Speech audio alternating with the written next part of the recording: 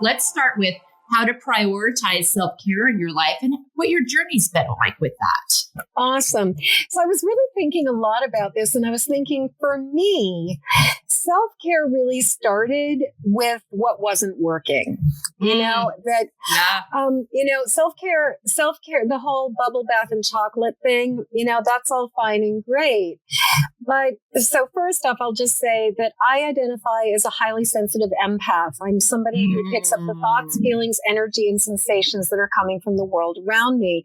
And like many of the people that I've worked with, many of the people that I've interviewed for my podcast, The Empathic Mastery Show, what I have found repeatedly is that we are told as children and as young adults, and even sometimes as older adults, that we're too sensitive, that we're overreacting, that we're taking things too personally. Just suck it up, get a tougher skin, stop worrying about it. And what comes out of that is thinking, for one thing, that there's something wrong with us, and thinking also that what we are picking up is ours. And so therefore we tend to doubt ourselves and doubt our intuition, because what makes somebody different from being an intuitive or psychic to being an empath is that empaths pick up all the stuff like a psychic or an intuitive, but they process information as if it's their own. So where an intuitive person might be like, wow, I can really sense a lot of sadness in this room, the empath is the one who's like, oh my God, I feel so sad. And so as a child, I was in an environment where I grew up with very rational, science-oriented, modern medicine, like allopathic path. My mother was a nurse. My father was a social worker. They were both sort of atheist agnostics. So I grew up in a family where there was just not really a lot of room for magic and woo and alternative ways of looking at the things.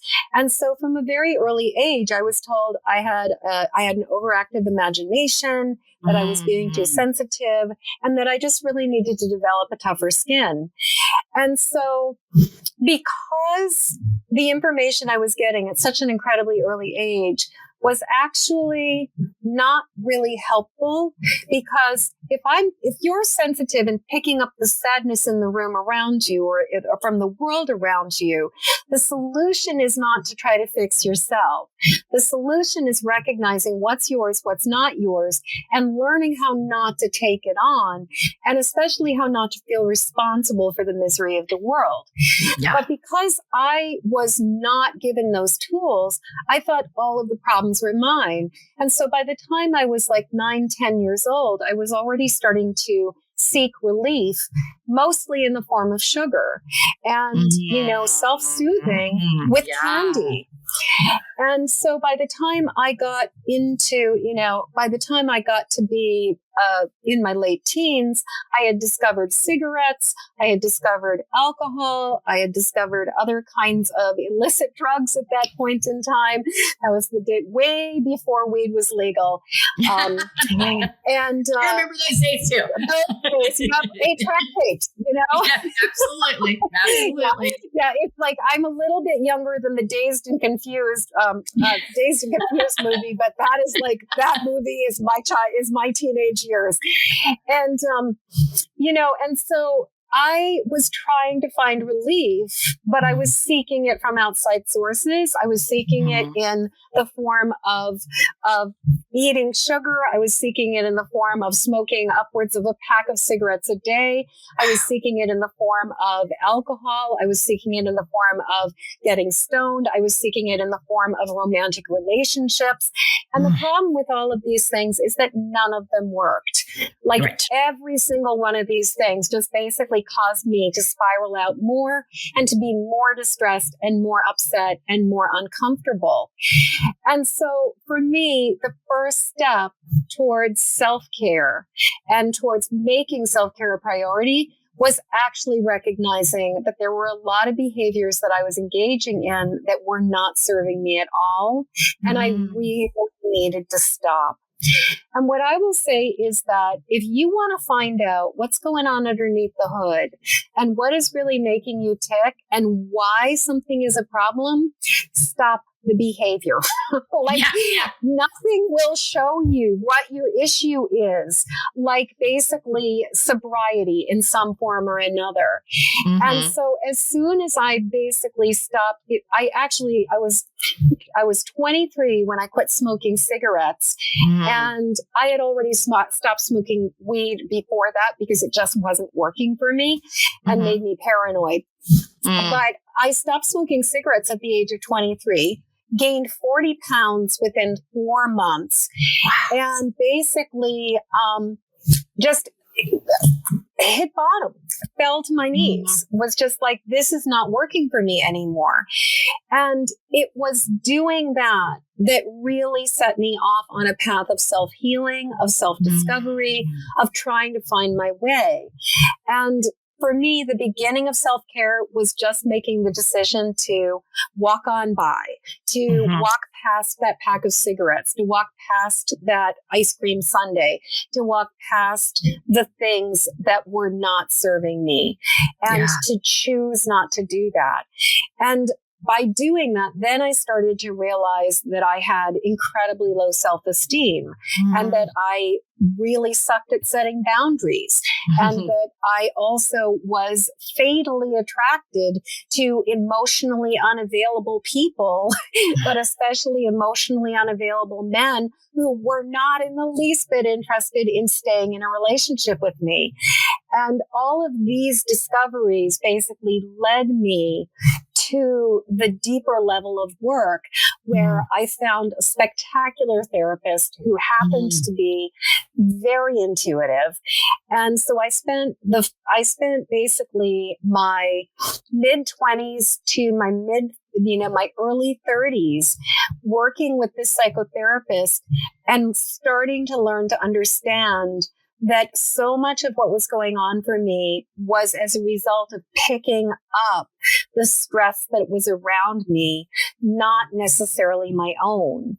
And once I started to grasp that really being able to recognize what's mine, what's not mine, was really the key to my self-care, that really became a game changer.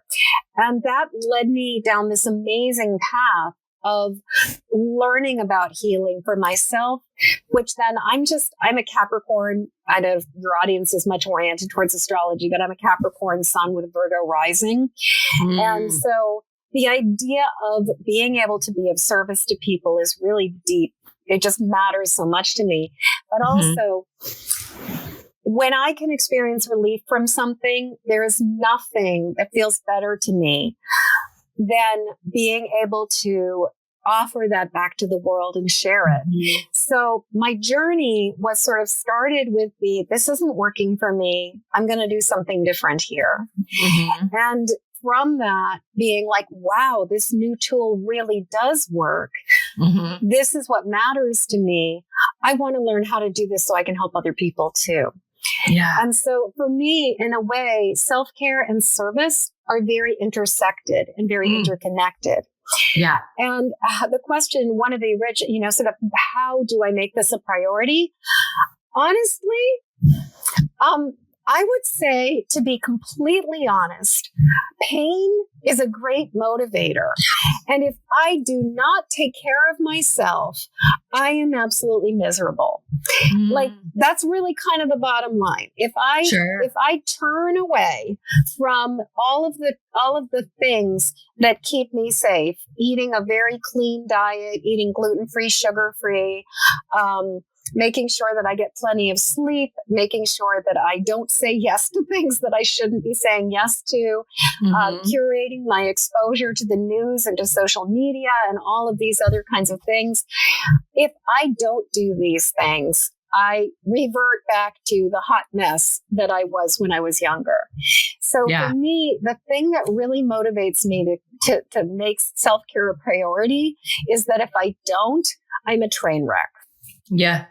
I love your honesty about that, because I think a lot of us are, but you don't want to name it or say it.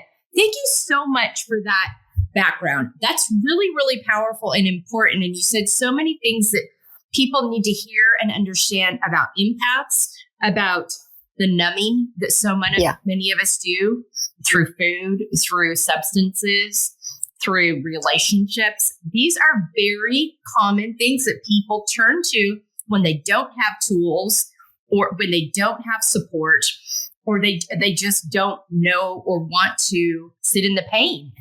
Exactly. Well, and the other thing is, if we don't have tools, then what else are we going to do? We're going to go for the thing that kind of works. Right. And a lot of these tools things kind of work. Like, I mean, eating sugar, for example, is something that really works in the short term. The problem is that it doesn't work in the long term. And so, like, I'm blissed out if I eat like a handful of M&Ms. The problem is that the next day I'm overcome with anxiety and depression and fear and worry. But, a lot of these things are like, they work in the short term. They just don't work in the long term. But if we don't have any other solutions and nobody ever taught us how to manage this, then what other option do we really have? Absolutely. Absolutely. Yeah. Which gives so much power to when we're kids. It is so important to have environments where it's safe to feel all your emotions, where it's safe to talk about how you're feeling so you can learn how to process, learn how to tools, see where it's rooted in, see what's yours and what's not. And so many times in childhood, those tools are not taught.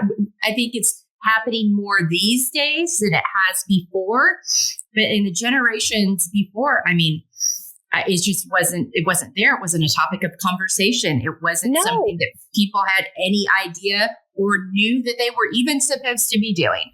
Exactly. Well, and I think you and I are fairly close in age and so like, I'm going to be, I will actually, as of this recording, I'm going to be turning 61 in a couple weeks, amazingly. And the thing is that, I was like a child of the 60s and early 70s and a young, sort of cutting my teeth as a teenager and kind of young adult in the 80s. And the thing was, nobody was talking about emotions back then. It was kind of like, move along, folks, nothing to see here. Pay no attention to the man behind the curtain. Like, it was like there was something weird with you if you were emotional, if you were expressing feelings. Emotions were almost like looked at as a symptom that needed to be addressed and fixed. There wasn't space for emotions. Yeah. No, there wasn't. They were not seen as the clues that they are. They were treated not at all. With reproach, a lot because the adults in our lives didn't know what to do with them. They didn't know what to do with their own emotions, let alone their kids. Exactly. Yeah, absolutely. Yeah. So true. Confidently setting boundaries. You talked about the fact that that's something you had to learn. You realized you didn't have any. I applaud you at age 23 of recognizing this, because boundaries really is not even a conversation we have started having until like probably the last 5 to 10 years that people have started talking about more in, across the board more. So I think they're becoming a lot more popular now because I chose and I started on a path of recovery at a very early age. The conversation of boundaries was already starting to happen in the late 80s in certain environments. Sure. But what I will say is that there was this way that like boundaries were incredibly rigid. Like, I sort of joke about like, these are my boundaries. And that there's like this firmness and this rigidness and this intensity to it.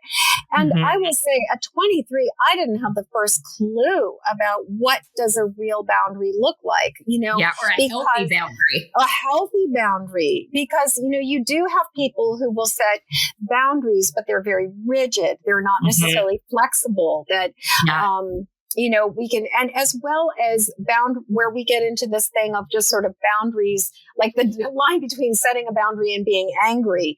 I think that there's it can be really challenging.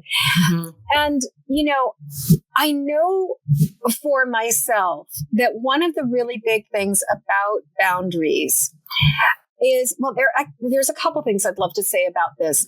One is that a lot of times boundaries are not comfortable. Saying no is not comfortable when you first start doing it. And it's kind of an acting as if that you've got to be willing to try it.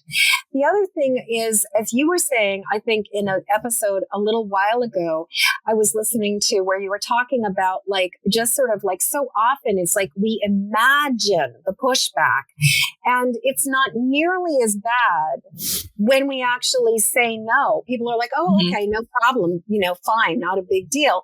But every so often, we will come up against the people who are accustomed to our boundaries. We will, or our lack of boundaries. We will come up against the people who will push back.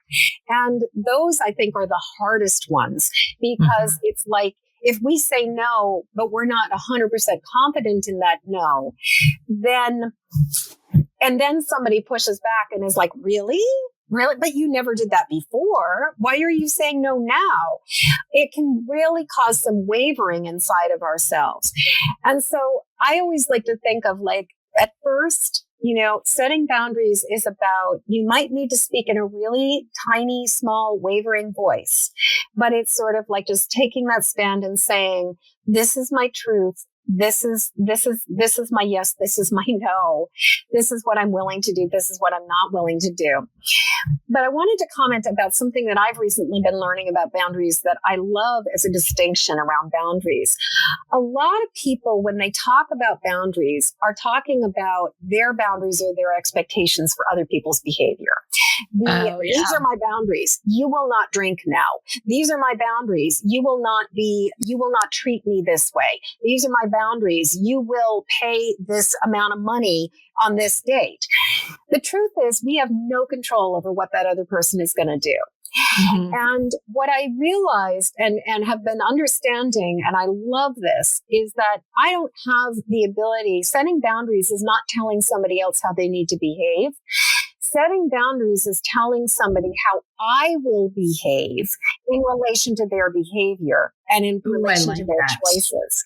And so when it comes to setting boundaries for me, it is, this is what I'm comfortable with. If you are willing to abide by that, that's great. If you don't abide by that, if you don't agree with this, if you continue to act out, if you continue to, be a drama queen, if you continue to drink or drug or whatever, or talk about me behind my back, then I am going to, this is the consequences. I will remove myself from this relationship. I will no longer make myself available for this. I will no longer be doing this. And I think that's the thing, is that we're so accustomed to expecting the other person to make a demand and expecting the other person to respond. But true boundaries are really about what are our own personal standards? What are the things we will respect, we will accept, we will tolerate? What is our yes and what is our no? And what are the consequences if we're dealing with a situation where it does not meet our needs or our standards? Yeah. I love the way you clarified that. I think that is very, very, very important. Is you talk about, as you turn the tables and be like, these behaviors, affect me in a certain way. So therefore I will make these choices. It's not because we can't control people. Yeah. And, we can't. And so I really like that narrative and that language, because it's all about how we communicate these things, one. And two, I think within that, you have to be a little bit patient. Sometimes when it's a very new thing, you got to give it a few swings sometimes before it takes hold. But then you get to a certain point where it's the difference between them just not being used to it and having to adjust versus them just being unwilling to adjust. Right. And then that's where you got to differentiate and decide from there how you proceed from that. Right. How you proceed, not how they proceed. And I think that, understanding the distinction between an ultimatum and a boundary, when I've been married to my husband we've been married for 22 years. We'll be celebrating our 23rd wedding anniversary next September of 2024. And, when we were together, I was getting to a point where I knew I wanted to be married. I knew that I wanted to buy a house. I wanted to settle down. And I didn't want to put the cart before the horse. I felt that marriage was a useful thing to have in place before you went off and set up house and all those things. Sure. And so I just said to him at a certain point, I said, I just want to let you know that being married is a real priority for me. Buying a house is really important to me. These are the things that I care about. And I love you very much. And I'd really love for you to be the person that I do this with. And if this is not something that you are ready for, and don't know if you'll ever be ready for it, I just need to let you know that there will be a point, not necessarily quite yet, but there will be a point where I'm going to need to step away from this relationship, not because I don't love you, but because I know that I deserve this thing. Yeah. And it wasn't an ultimatum. It wasn't if you don't marry me, I'm going to leave you. It was I'd love for this to be a possibility with you. This is what I'm hoping for. If you can meet it, great. And if you can't meet it, I love you still, but I'm going to have to do something a little bit different. Yeah. And fortunately, obviously we've been married now for over 22 years. Yeah. And so, it worked, but it was totally an example of I think the difference is I didn't have a dog in the race. Like I was not invested in a particular outcome. I was not trying to will him to do something. I was just willing to put myself out there and express what I needed and allow for the best possible outcome. Whether it was what I hoped it would be or not, I was willing to turn over the result. And I think that's the thing about boundaries, is that boundaries are not about willing the world to behave the way you want it to. Boundaries, again, are about honoring what our true needs are and doing what we can to protect them and to take care of ourselves.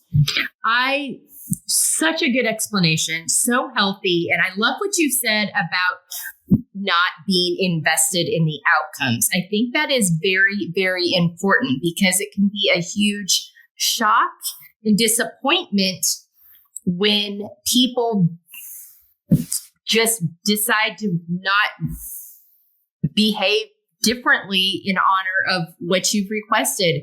It can be really crushing. And so you've got to, and it's all about how you approach it. But I love how you said that, because that is very important. And it's very, it can really be a problem for people if they've got these, because you really have to look at the whole relationship and how realistic is that? And how fair is it to put an expectation on someone else? We don't want expectations imposed upon us that we aren't in alignment with. Right. And whether their behavior is healthy, unhealthy, it's not for us. It's for us to decide what kind of behaviors are healthy and okay for us and not, and about making decisions that impact those, not about snapping our fingers, saying this thing and just expecting results. They may come along and they may, because they value you and care about you, are willing to do those things, but they may not. They just may not be able. You may not. And we can't ebb and flow with how we feel about ourselves and what we need for us, based upon whether they decide to come along with us on that or not. So I think that's really powerful. This sort of this is a rabbit hole that feels like a really important, but it also feels like a really important rabbit hole, because one of the things that I've noticed is that when we are not able to let go of the outcome and we have an agenda and we're trying to force it, if another person is not 100% committed to and ready and willing to be in the relationship with us, then what we're trying to force is a misaligned situation. And, I imagine for many of the listeners, they know that when you try to do that, you end up basically in a whole bag of wrong. It just ends up really being painful and really being uncomfortable. Yeah. And but the thing is that I think we really, so many, many years ago, I was dating this very emotionally unavailable guy who did not want to be in a relationship with me, but it was kind of like he was honestly, I think he had a personality disorder. And so in his case, it was come here, go away, go away. He had this absolute fear of rejection. He didn't want to be in a relationship with me, but he also had so much fear of abandonment that he didn't want to be abandoned by me. So he kept doing this thing of like, I would be like, okay, you don't want to be with me. And then he'd be like, well, let's go to the beach. Let's go do this. Let's go do that. And I was working with a massage therapist at the time. And I was just sort of lying on the table. I'm like, if only he'd do this, if only he'd do this, if only he'd do this. And this massage therapist like dropped pearls of wisdom at my feet. And at the time I was like, thank you so much, B. You know, I was not happy. But what she said to me was, you have to embrace and love and accept the entire person. You cannot just accept the parts you want. You have to accept the whole person. And if you are trying to like pick and choose and you're bargaining, but you're not acknowledging this major glaring hole, which is that this person is emotionally unavailable and incapable of making a commitment, then you're not really being honest with yourself or with the situation. And so I heard that and I was like, thanks for sharing. And I kind of went along and I kept on bargaining and trying to force the relationship to work for a while. But then a number of years later, I came to the realization that if I was 100% committed to being in a relationship, if I really wanted to be in a relationship, then I would not be interested in trying to force an emotionally unavailable person to be emotionally available. I would just be like, yep. Thanks for sharing. You know, it's like, so, you know, too bad, so sad. Bye-bye. Don't let the door hit you in the butt on your way out. Yeah. And what was life-changing for me was when I came to understand that my personal identity as a highly sensitive empath was that I was loving and caring and intimate and always wanted to be in relationships with people and was just so emotionally available 24/7. That what I did was that I repeatedly attracted people who set boundaries for me by being emotionally unavailable. And when I realized that there was a part of me that needed a substantially larger amount of space in my life and in my relationships than I was admitting to myself. And I was letting the other emotionally unavailable person basically reflect my ambivalence about being in a relationship. And I went, you wouldn't be, if you weren't ambivalent, Jennifer, you would not be in a relationship with this person. You would just be like, love you, but this is not tenable. This is not workable. Right. Yeah. And when I got that, like when I really got it at this really deep level of like, if, you know, this is my ambivalence, because if I was 100% clear, I would be, maybe I'd be sad, but I wouldn't try to force the river. Yeah. And when I realized that was when everything changed for me. Now, I didn't meet my husband immediately after that, because what I first started to discover, and this kind of goes back to self-care, was that I needed a lot more quiet. I needed a lot more downtime. I needed a lot more alone time, solitude, and space to do my thing. I had been identifying as a child, you know, doing the Myers-Briggs. I always came out as an E when I was younger. I'm really more of an ambivert/introvert. But as a kid, I thought it was an extrovert. And it wasn't until I really embraced the fact that I'm much more of an ambivert introvert who needs a great deal of downtime and a lot of privacy and a lot of quiet time and a lot of time just left to my own devices, that I was able to start looking for and attracting a partner who wanted an equal amount of space instead of I got to pretend to be the emotionally available person who always wanted to be up somebody's butt 24/7. And then chasing after the person who was like, leave me alone. Yeah. Now I've been partnered with somebody for over 20. We've been together actually for almost 24 years. As of the new year of 2024, we'll have been together for 24 years. And the beautiful thing about our partnership is that we both love a lot of personal space. I mean, he's off, fortunately, I don't think you can hear it, but he's off practicing on his drum kit, off in another part of the house. And, we both love a lot of personal time, but I had to own my ambivalence and I had to own my need for space before I was able to go there, instead of continuously railing against these misaligned, ill-fitting situations where I was just trying to force the circumstances to work for me. So long story, but really just talking about just that whole thing of like boundaries as well as agendas and our willpower, and I could go into this. I also am just realizing that this doesn't just apply to relationships, but I think this also applies to business. This applies especially, the whole idea of law of attraction. There's a fine line between allowing the universe to bring the highest and greatest good to us and us getting so invested in one particular outcome that we miss the treasure that is waiting for us. Yeah. We miss the whole journey. We're so we focused missed the on whole journey.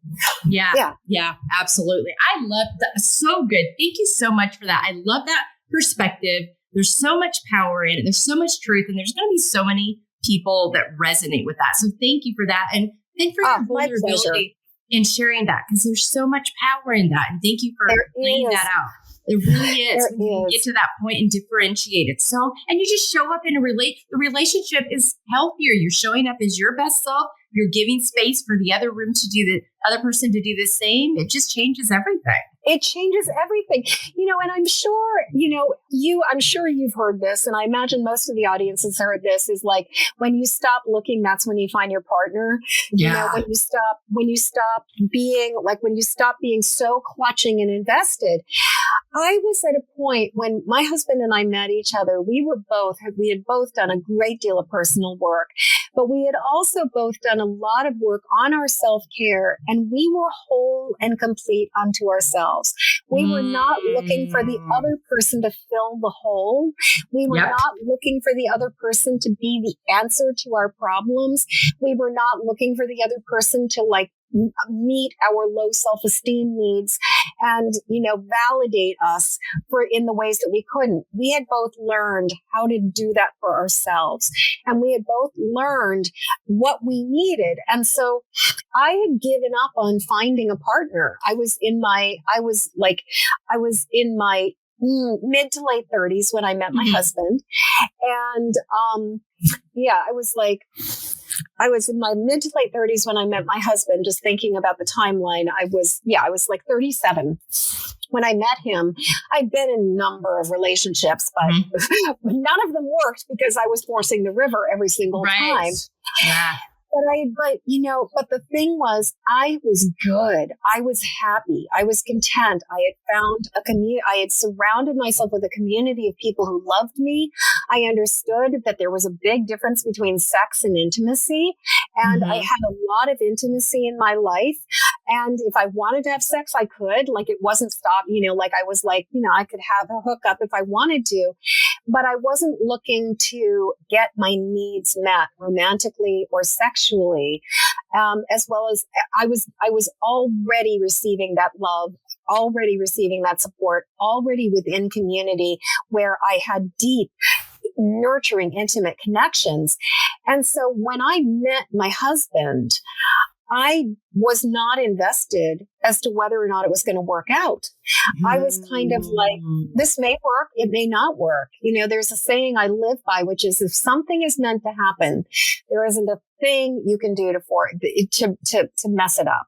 And if something is not meant to happen, there is nothing you're ever going to be able to do to force it into existence. You might be able to kick the can down the road for a while and prolong the inevitable, but it will not work. And my joke with my husband is I've been giving him rope for 24 years and he just keeps on like he hasn't hung himself yet. And so but I was not, the willingness to not be invested, the willingness to be like, this is going to work or it's not going to work. But my self-care is my number one priority. I'm not going to throw myself under the bus for this relationship because, oh my God, like now I'm invested. And I will say that one of the things that made all the difference in the world, and I am of the generation where, like the birth control pill had come in around the time I think it was like getting popular, like I was in my teens when birth control pills became available. So I had access to birth control pills when I was sexually active. I grew up in the environment where it was kind of like, the whole sort of like good girls don't, all of those rules were getting thrown out the window. And it was kind of like women's lib was like, like the hell with all of these rules about, virginity and being good and being this, being that. And so I was very accustomed to just being sexually active with people early on in a connection. And one of the things that I did was I made the decision, and my husband made the decision too. We both decided that we were going to get to know each other before we had sex. And as an empath, the thing is that as soon, in my experience, and I think this is true for everybody, but for highly sensitive empathic people, it's even more true. Once you have physical intimacy with somebody, once you weave the threads or the cords of connection with another human being, and you exchange energy with another person through having sexual intercourse, all bets are off. Because then the hormones start to flow. Then all of a sudden, it's like you're intoxicated by the sexual bliss of the experience and you become invested in the outcome. You care. And so what I realized for myself was that I had to take enough time to find out whether or not this guy was just another person who fit the MO of emotionally unavailable, not interested, not ready, non-committal, not a great, like just not available, or whether this was somebody who really was a viable partner. But if we had started by if I know for myself, if we had sex really early on, I would have lost all perspective. I would have been intoxicated by it. And so I made the choice not as a good prude, and not as like a girl from the 1950s, right. But I made the decision as a woman who wanted to care for herself that I was going to wait long enough to know whether or not this was a place that was going to be sustainable. Now, we wanted to go 3 months. We ended up managing to make it to the Chinese New Year because at that point, we both really cared about each other and we had really fallen in love. But I knew, like, I trusted him by then. I felt safe with him by then. I had a good sense of who he was by then. And that was such a huge, huge, huge difference.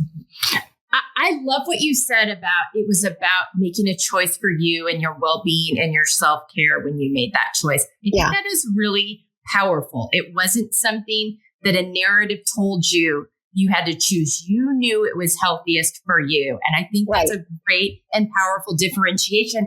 And when you come into relationships healthy, it takes so much pressure off the relationship because much pressure. You're not asking it to fill things that it was never meant to fill. Meant to fill. Yeah. I mean, you and I could do an entire episode on expectations around marriage and relationships and how unrealistic people's expectations are. Yeah. It's like no other human being is going to fix us. If our self-esteem is rock bottom, nobody is going to fix it. And if anything, what is going to happen is we're going to, baby duck imprint on people who are going to reinforce the narrative that we are unlovable, that we are undesirable, that there is something wrong and broken about us, and that nobody wants to be with us. It's like we must be whole and complete. I do believe that other people's love for us can help us dig ourselves out of a hole and out of things.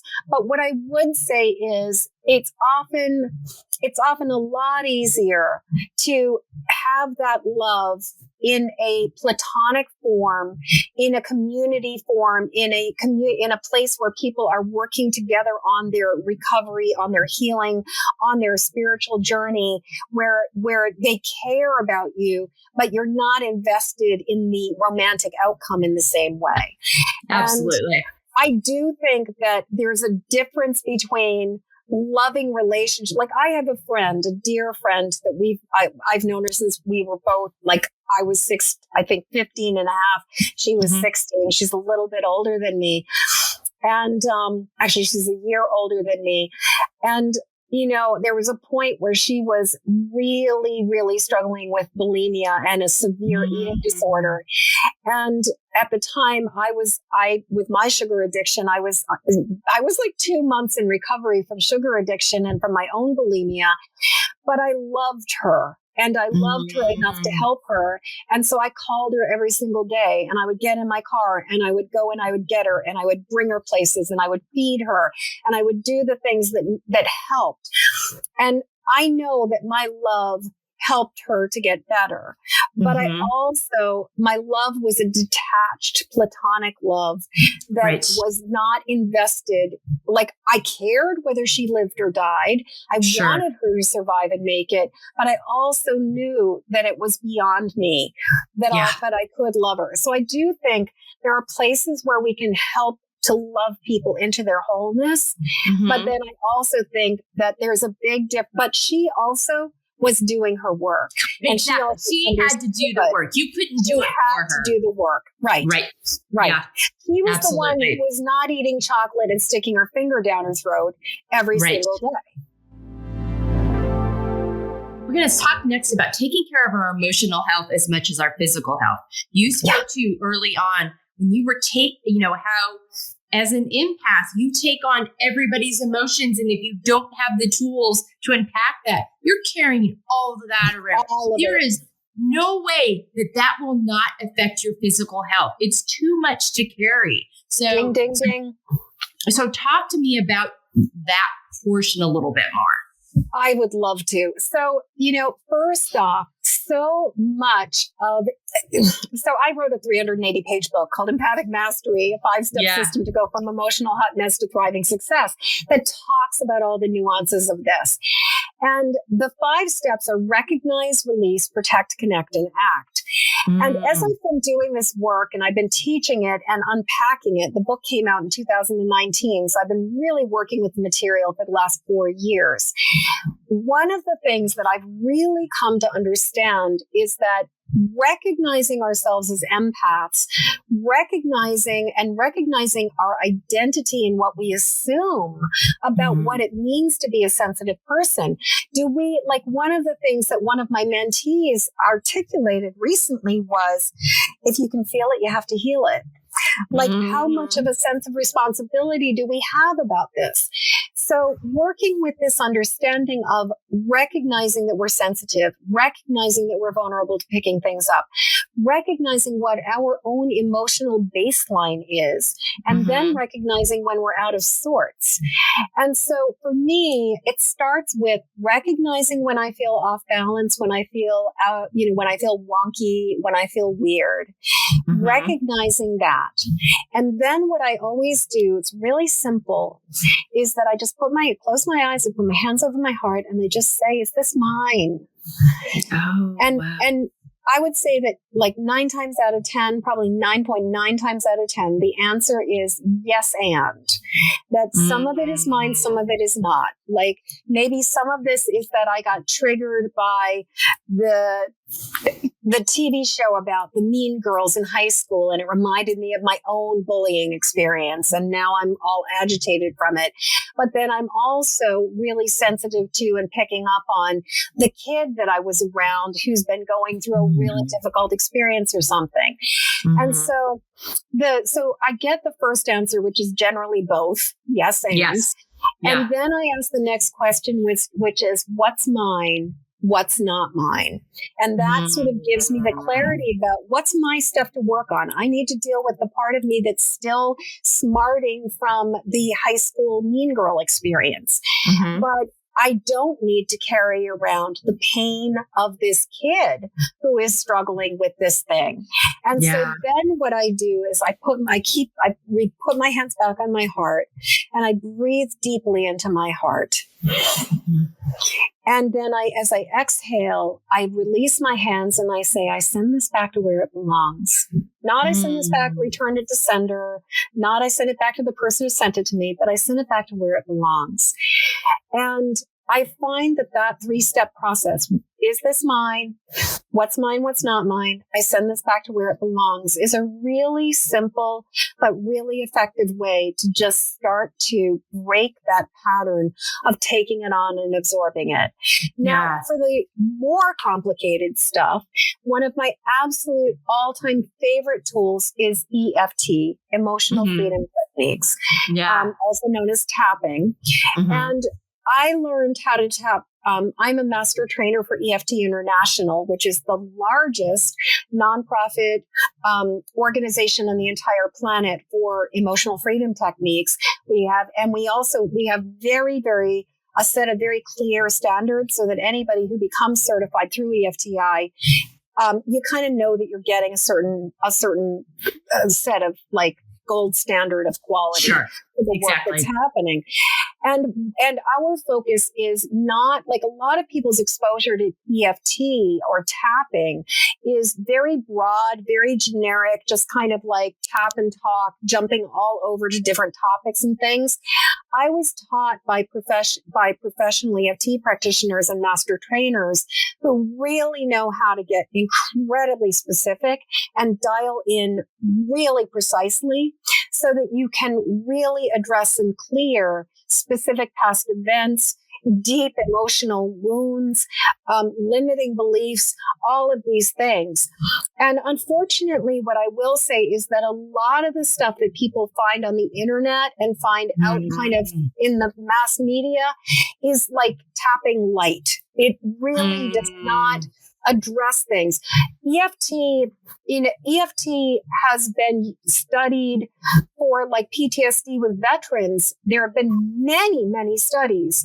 It has been proven to be an incredibly effective tool for addressing and healing trauma and PTSD. But a lot of people, like I'm in a number of online communities where people talk about tapping and they ask about tapping scripts or they ask about, like they talk about how to work with it. And I realize many people are unaware of what a powerful tool this is for the deepest of deep work. We can deal with ancestral trauma with this. We can deal with karmic, like past life trauma. We can deal with anything that happened in this life for ourselves with tapping. It is so powerful and so potent. And ironically, a tapping script is often the worst thing you can use because you're not using your own words. And so for anybody who's aware of EFT, as I'm talking right now, what I'd really love to say is the most effective way to use tapping is to get clear about what's really going on for you. Choose only a few words, like 1 to 5 words that describe that one thing. And then using your own exact language, tapping on those things for yourself. And that's where, or working with a skilled practitioner like, yours truly here, right, with a lot of experience, because I will say, and I still work with practitioners. There's things I know I'm not going to hold my own feet to the fire.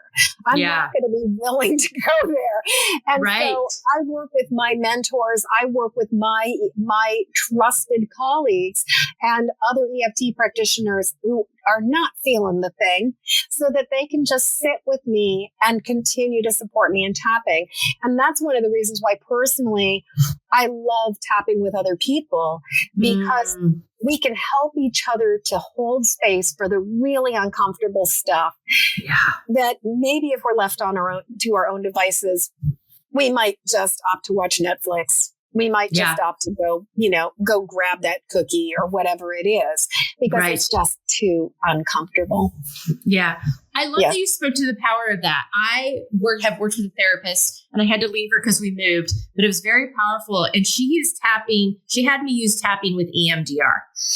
And wow. Amazing combination. It was so incredible what I have been able to unpack and heal.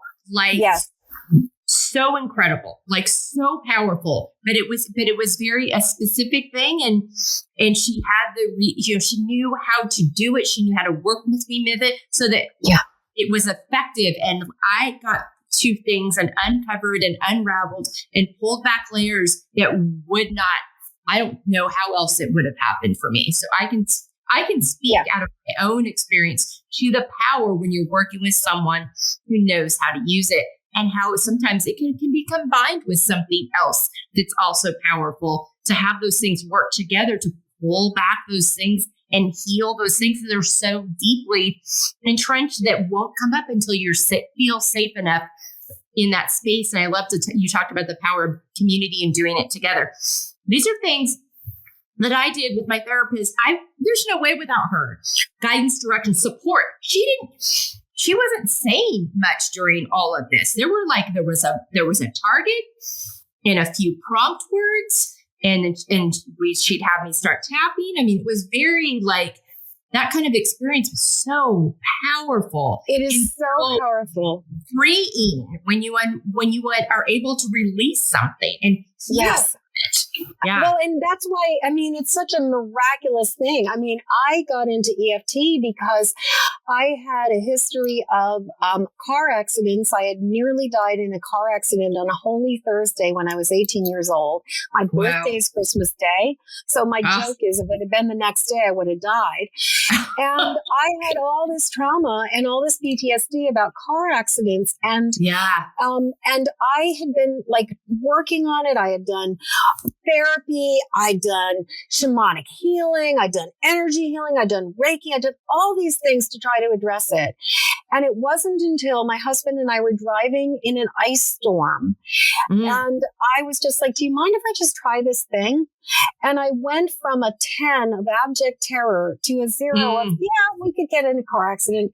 Yeah, we could die. Okay.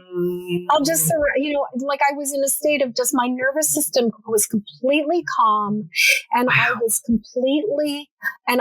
in a place of just complete acceptance. And that's when I went, oh my God, I have to learn how to do this. I need to learn how to share this with other people, because I've been debilitated by this my entire life. This is a miracle. Yeah. This is a miracle. And I want to say something you said that I just want to pull out about how the difference between talk therapy and doing this kind of modality, it's very formulaic and it's very structured. And what I've found is that sometimes people who are used to doing narrative talk therapy and really being in their head can have a little bit of a hard time making the adjustment initially to understanding that this is not about just airing your dirty laundry or going into all of the, the narrative that's going on in the head. This is much more about sinking into the body, being in the heart, but also following a very precise protocol that allows us to target the issue.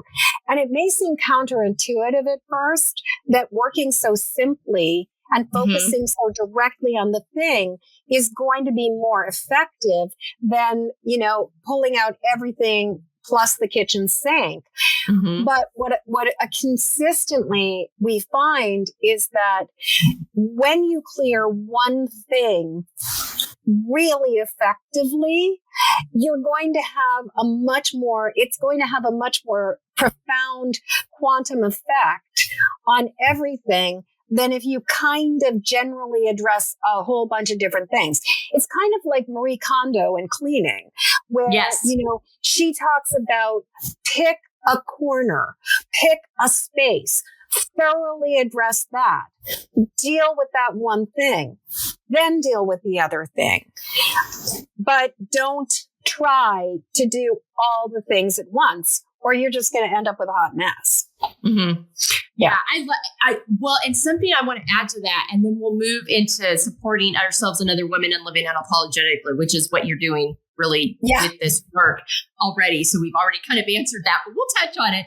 But is that what I found is that all of a sudden these things that I was saying in talk therapy, I was getting tools on how to deal with those things. Was getting to the root of why they were an angst for me. I was healing those parts of me. So there wasn't as much to talk about. Or if I was talking about it, my therapist was like, wait a minute, what's your tool for that? You know how to deal with this. You have the tools. She reminded me of what I knew. And so that for me was so like, oh, wow, because you can alter behaviors to a certain point, but until you get to the root of why they're happening, they're just going to keep coming up. There's going to be, you can't think your way to healthiness. You've got to tap in to your body, your spirit, your nervous system, and unpack that. And so I just wanted to add that. Preach. I'm so there with you. It's like, the whole, I think, therefore I am is so ass backwards. I am, therefore I am, therefore I think. And, I interviewed somebody a little while ago where we had a conversation about mindset and about just the importance of how mindset kind of introduces or impacts or ripples out to affect everything else. And on one hand, I totally understand that. But what I will say is that I actually think it's like nervous system, then everything else. And if we do not have a regulated nervous system, then all bets are off because we are we're in fight, flight, freeze, or fawn, and we are not capable of responding appropriately. We react, we do not respond, and we come from narrative instead of possibility. Yeah, great differentiation on that, because I was in hypervigilant mode for 45 of the first 50 years of my life. Until I finally did the work to unpack and get to the root. And the nervous system is key because you've got to retrain that nervous system that it's safe. And you can't do that till you unpack the stuff. And something else I'll say, we could talk about this for forever. Yeah. But people talk about gratitude practices. And I talk about this all the time. You can only genuinely feel gratitude if you give yourself space to feel everything. Because you've got to give yourself room to feel it all so that you can acknowledge it, heal the things, move through the things, allow them to move through that need to be moved through. And then that makes space for the gratitude. And you can simply be grateful for the fact that you've got the tools to do that. But just shooting for gratitude without allowing space for the other stuff, you are going to be in an uphill battle. And you're going to be like, I should be more grateful. I should be more grateful. Instead of getting curious, what's getting in my way of this? What am I not allowing myself to feel and move through and process that's getting in the way of me being grateful? So I wanted to say that too. And I think it goes along with that mindset. Yes. Well, and the thing is, like, it's also, you can't curate emotions so that you only feel the happy feelings and you don't feel the difficult feelings. it's like we need to be 100% present with ourselves. Gratitude is one feeling, but if we can't access all the others, then why would we be able to access the gratitude? Yeah. And I wanted to say another is sort of within the concept of or context of nervous system. Mm-hmm. I want, somebody recently wrote something. She's an entrepreneur who helps other people with visibility. And she said, it's like no amount of strategy is going to work for you and for your visibility if you don't feel safe. Yeah. And your nervous system won't allow it. Your nervous system will not allow it. Your nervous system will not allow gratitude. Your nervous system will not allow visibility. Your nervous system will not allow abundance. Because as sensitive people, it's like if you're used to like receiving, that's the other thing. Pray for abundance. It's like, yeah, you could end up with an abundance of frogs. Like I ended up with an abundance. I had learned one of the most powerful lessons I ever learned was the summer that I had more cucumbers than I knew what to do with. And I had an abundance of cucumbers. But it's sort of like, we must, in order to receive the good, we must understand where we block the ability to receive, often because we're afraid of what's going to come with that receiving. Mm-hmm. Yeah. Because this is hard work. You've got to be willing to sit in stuff. And this is not the first time I've had this conversation, and I'll keep saying it because people need to get comfortable being uncomfortable. That's a continued narrative that we've had on here but I've said it before and I'll keep saying it again until everyone in the world believes it. It is worth it. You're the freedom and the quality of life and how you get to show up as your most authentic self when you're willing to do it. It's all worth it. It's worth it. Worth it. So worth it. You and I are kind of doing this right now, supporting ourselves and other women and living unapologetically. This drove you to do the work you're doing. Do you want to add anything to it? The one thing I think I want to add, which we were talking about vulnerability and authenticity and just being naked and being willing to be, being willing to be real. Mm-hmm. So much of the problems I think that we have in the world is how we curate our appearances. We try so hard to look good to other people. But what I've found over and over again is that if I reveal my true self, other people reveal their true self. To quote Mary Oliver, it's like, let the soft animal of your flesh love what it loves. Mm-hmm. And I think that if we could all just be a lot more willing to be naked, if we could be a lot more willing to share our truth and to not try to look good.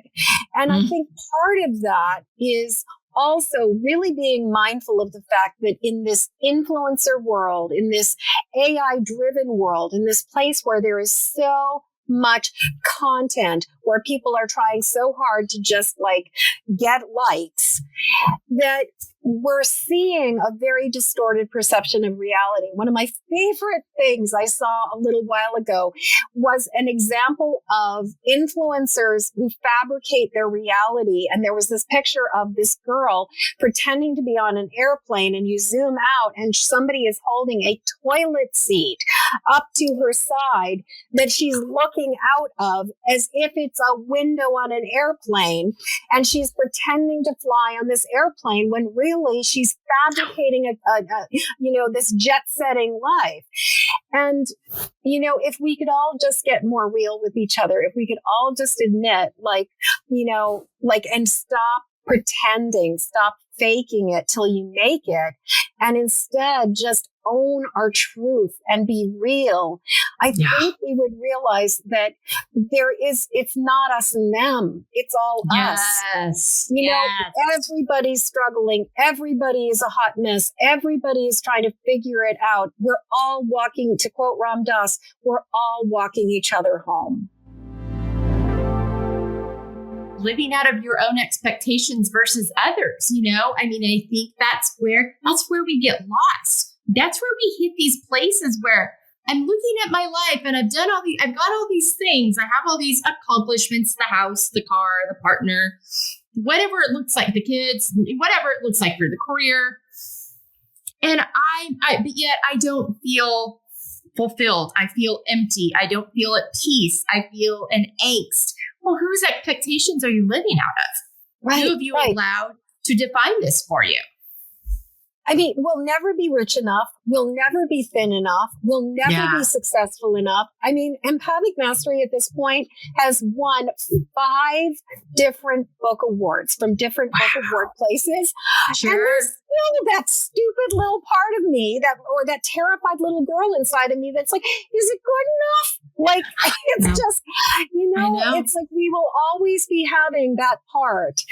Yeah. And I think it is an epidemic of our society that it is 1,000%. You're not good enough stuff. It's just, and at a certain point, you just got to be like, you know what? This is what it is. This is the body that I've got. I'm never going to be a supermodel. I'm 5 foot and 3/4 of an inch and sturdy Scottish peasant stock. It is what it is. This is what I got to work with. Am I going to embrace it or am I going to fight? Am I going to rail against it? Yeah. And what kind of life is that if I'm just going to rail against it, And what does that really mean? So good. Thank you so much for that. Talk to me about coming back to your why and your values and everything you do, deciding and this really goes with boundaries and expectations and self-care. They're all tied together, but those things you say yes and no to, and how the why and your values inform that and give you a compass. Talk to me about that. So I was thinking about that. I love how you have a consistent podcast format. So I was ready for all your questions, which was really fun because I tend to fly by the seat of my pants and see where the conversation goes. But first off, my big why is that I know what it feels like to struggle as a highly sensitive person who picks up the thoughts, feelings, energy, and sensation from the world around us and process it as if it's our own. And as a result, I don't want other people to have to endure the 30 years of struggle that I did. I want people to have relief in a way that I did not have it. I also, another part of my why and my big why for writing my book, my first book, was that I wrote it for my future self. I wrote it for my younger, like 19-year-old hot mess self, but I also wrote it for a future incarnation with the hope that she will find this book way earlier in her life and pick it up and be like, oh, I wrote this for me in another lifetime. Yeah, and this sounds familiar. Yeah, this sounds familiar. I think I might know her. And then I remember that other life in the French Revolution. And then right now I'm working on another book that is going to be coming out sometime in like summer or fall of 2024. And this book is all about why so many people are waking up, as empaths, why so many people are more and more sensitive these days. And essentially, like, what is the nature of the universe? Why are we the way we are? What is happening? And I wrote this because I have struggled my entire life with the principles of the new age and some of the principles of like law of attraction and you create your own reality and the evidence that there is suffering on the planet and the evidence that there are people who do not have it who are just not as fortunate as I am. And I've never been able to reconcile the fact that there are basically babies wrapped in shrouds in the Middle East right now, in Israel and Gaza, that there are babies who are being killed because of greed and kind of just think happy, positive thoughts and everything's going to be groovy. And so my why was that I needed to understand something that I could not understand. And so this book actually is a channeled book from my guides who they conveniently gave me a name for them, which is the Council of We. And they were just like, okay, we'll explain this to you. We'll give you some answers.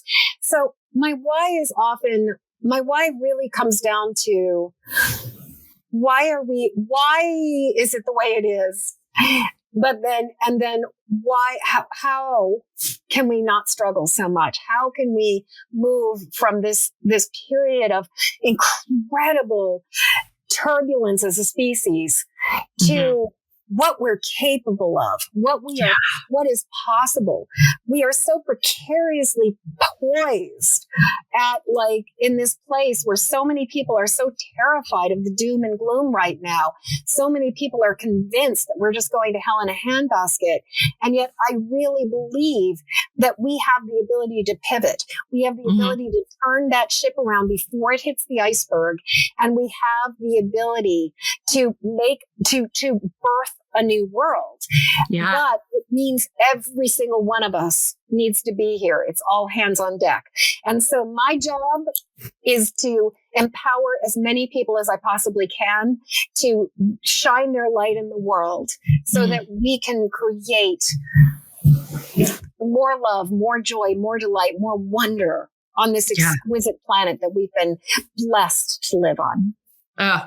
So good. Thank you so much for that. And I agree with you. If everyone, and I had this conversation with someone earlier today, if we could all imagine what the world would be like if everyone was operating from their healthiest whole self.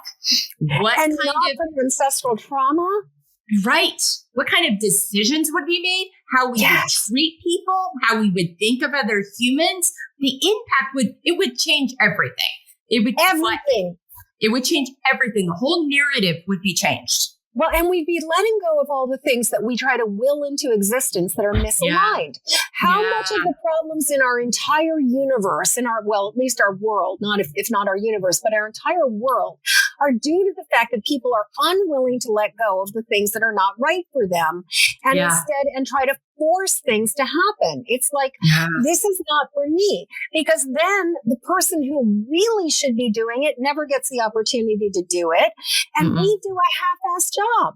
There are so many places where it's like, if we truly honored our boundaries, if we truly moved from a place of regulated nervous systems, and if we truly followed our deepest heart's desire, we would be living in a completely different world.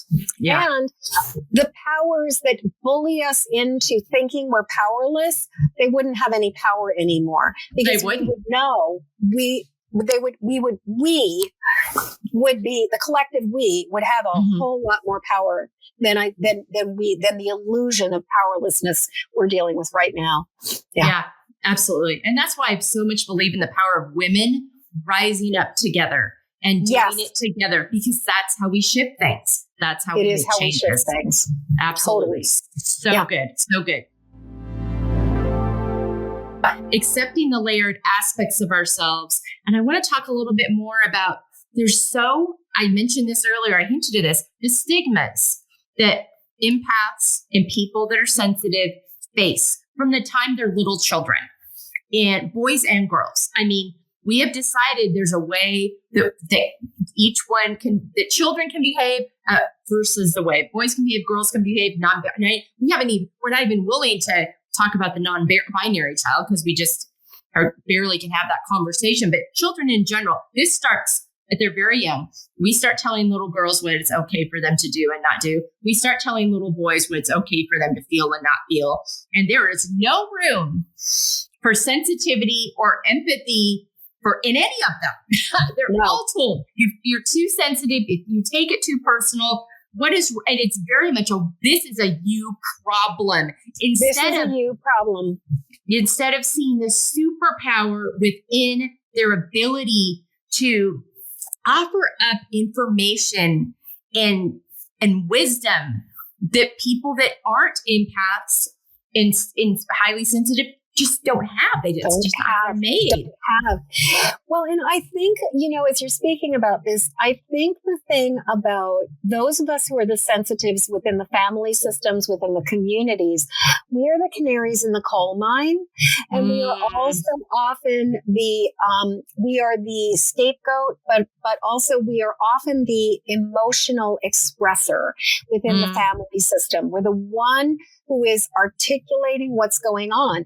And in a dysfunctional, broken family system, in a family system where everybody is coming from generation upon generation upon generation of trauma, where there's just pain is just revisited again and again and again, those children are really inconvenient. Those children remind us of our pain and remind us of the things we don't want to deal with.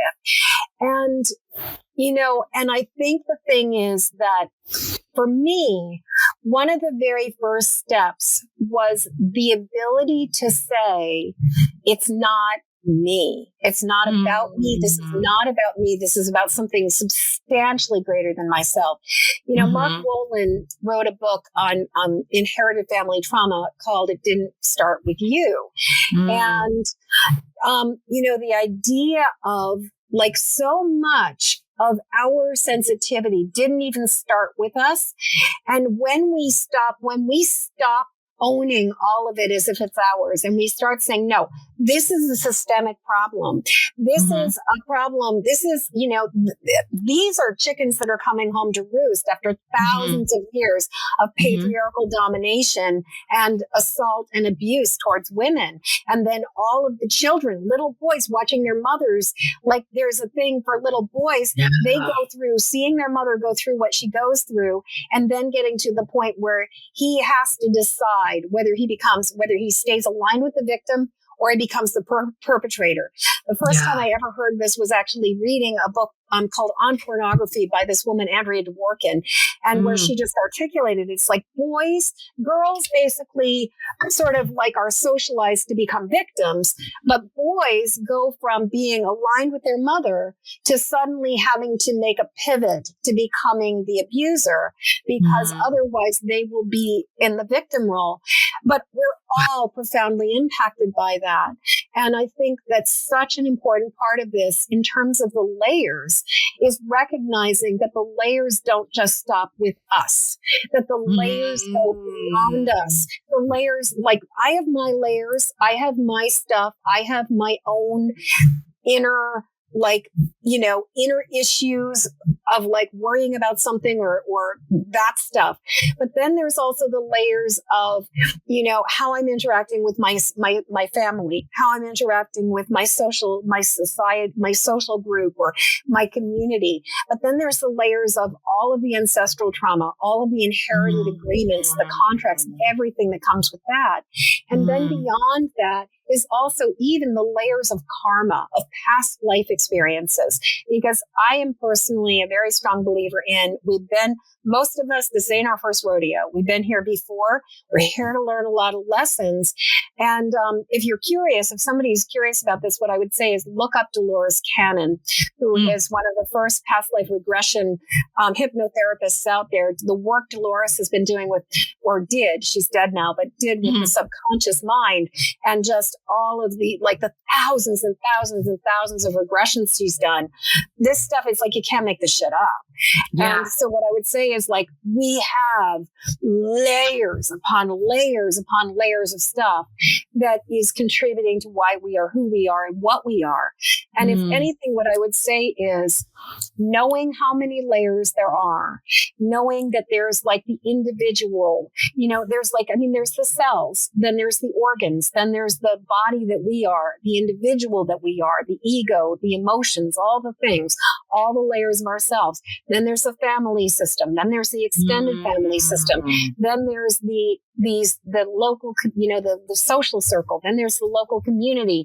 Then there's the state, the region.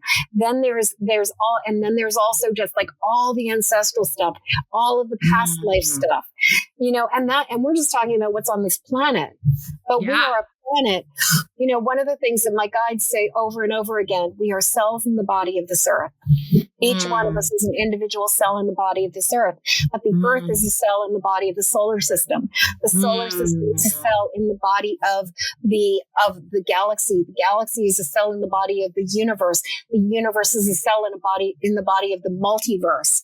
Layer upon layer upon layer upon layer. No wonder it's so complicated. Yeah. Thank you for that. That's such a great explanation of layers. And that's not one we've heard before, but thank you for that because it's so true. And there's power in it, but also gives so much context. Yeah. You know, it gives so much context into why it's necessary to dive into these things, to feel healthy, to feel whole, because there's so much to it. You know, it's and it's multifaceted. So thank you so much for that. In living out feel, finding empowerment, embracing layers, talk to me about how that has affected your relationship with yourself, which you've done some already, but highlight, and your relationship with others. And we've touched on this, but just kind of wrap that up for me if there's anything you'd like to add to that. Yeah, I'm going to give you an example. So I'm going to give you an example of two experiences of being in New York. The first experience of being in New York City was before I had done a lot of, I had done a lot of personal emotional work, but I had not regulated my nervous system. And we went to Manhattan. We were staying in Times Square. Don't recommend that. No, it's chaos. It's chaos. It's total chaos. Talk about dysregulated. But what I found was that I would go to a place like, Las Vegas or Manhattan or some other place. I would get there and I'd be exhilarated by all the energy for a day or two because I was picking it all up. And then by the time I was about 2.5 days in, I was having a complete and total meltdown. I was like behaving like a 5-year-old. I mean, I'm an adult. At that point, I was an adult woman, probably in my 40s, but I was still just losing it. And got to the point where I had to go home. When I was younger, I couldn't stay in Southern California for longer than about 3 or 4 days. There was one point where I actually had to change my flight to get out of Los Angeles because I was so overwhelmed by it. Yeah. So fast forward a number of years, after learning tapping, after learning how to regulate my nervous system, after working with the empathic mastery system and really understanding what's mine, what's not mine, my husband and I did a spring vacation. We went down to New York City again. We didn't stay in Times Square this time. It was wise about that. But we went to the Brooklyn Museum of Art, saw the Frida Kahlo exhibit, which was so good. Yeah. Spectacular. And then we went further down, we stayed at a place in Long Island. But the thing was, I was calm. I was just stable. I was fine. We were able to go to concerts. We were able to eat out, and I didn't have reactions to food. We were able to be in a smelly hotel where fragrance was. It used to be that if I was in a hotel and there was a lot of fragrance, I would have my body would just completely melt down, and I would be reacting to the food, reacting to the fragrances, reacting to the electromagnetic frequencies. Yeah. I just had a good time. We were able to be there. We went to see my husband's now sadly deceased mentor. But we did all of these amazing things. And then at the end of it, we got in the car and drove home, and it was all good. And I did not have to spend a week recovering from having overextended myself. So I offer this as an example of life before regulation and life after regulation is I was able to function, whereas before everything was about putting out fires. Yeah. And not only function, but really enjoy, you were able to actually take it in and enjoy it. That's such a good example. Thank you for that. So good. We are down to our rapid fire. Yay. Name 5 activities that nourish you. Walking in nature with Lilu, my pug, who's down at my feet. EFT. Prayer. Especially, and this may sound like a weird one, but especially praying the rosary. I'm part of an international community of non-secular, non-religious people who pray the rosary and honor the Blessed Mother and Our Lady by any name you choose to call her. So, I've got my beads around my neck right now, part of a prayer community. So walking in nature, EFT, prayer, and, holding the beads, sleep. getting good sleep. Yeah. Such an incredibly important thing. And as we were talking about in an episode I was listening to, conversations with girlfriends, staying connected to other women, talking with women, sharing our experiences, throwing advice back and forth, but also just really being there for each other and holding space. Yeah. So those are my 5 things. I love that. So powerful. Love that you mentioned sleep. We don't talk about sleep enough. Yeah. Sleep is so powerful. It's healing. It's necessary. It is necessary. Absolutely. And the power of those relationships and the power of coming together and feeling heard and seen in community and places where you can just show up as who you are. So powerful. Exactly. So affirming. So good. Yeah. Thank you for that. 5 words on how you want to feel the next 6 months. Grounded, trusting, devoted, enthusiastic, and awe-inspired. Oh, I like that. Oh, Jennifer, such a great conversation. And you talked about the reason I have talking points because I would be unhinged. I'd have 3-hour episodes. Yeah. And so it helps keep me on track. And also I really believe in these things, but thank you so much for this conversation. Melissa, this has been so yummy. Yeah. It really has been. And it's really been life-giving for me. I'm so excited to share it with our audience. Embracinglayers.com, all those resources, Jennifer's book, how to follow her, how she can help you. All those will be there on the website. So you'll have access to all of that. And I think this could be really helpful to a lot of people. And I hope that you come away from this today feeling heard, feeling known. If you're an empath or sensitive, know that you have support, you have community, you have power. You are important. You are not the problem. In many ways, you are the solution. Yes, you are not the problem. You are the solution. Oh, yeah, so much. That might even be a title for a podcast. It really might be. It really might be. And if you're in family or relationship with an empath, I hope you take that away. And maybe if it frames on how you interact with that person. I know these things have been really powerful in how I interact with the empaths in my life and the sensitive people in my life, because I have some very in close proximity to me. So good. But we hope you feel empowered by that today. Thanks so much for joining us. Thanks again, Jennifer, for your time, and you'll have a great week.